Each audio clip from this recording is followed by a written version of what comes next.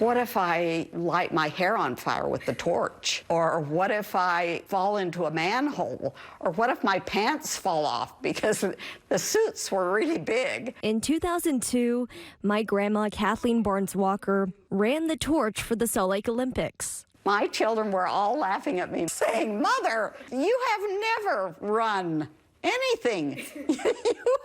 What are you going to do?" It's like, I don't know. I think I'm going to need heavenly help.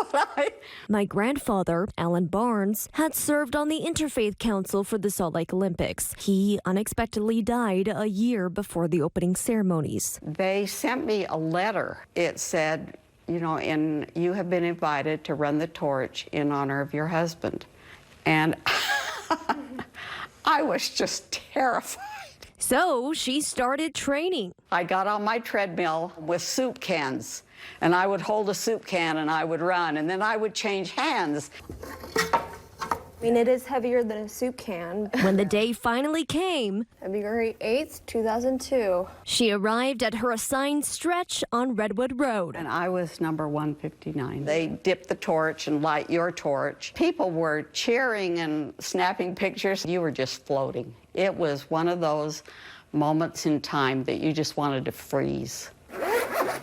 Adorned with Olympic pins. I pinned on me a pin for every grandchild.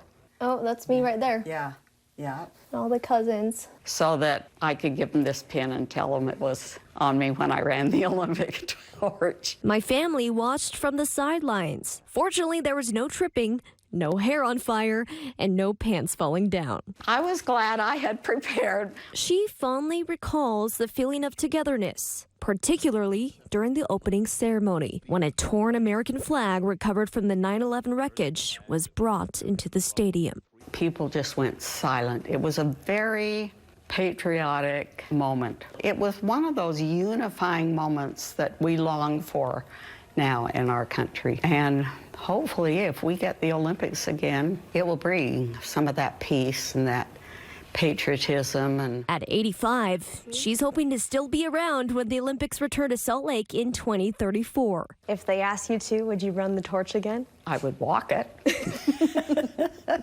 I basically walked it then because I didn't want it to end, you know. Emma Benson, KSL 5 News.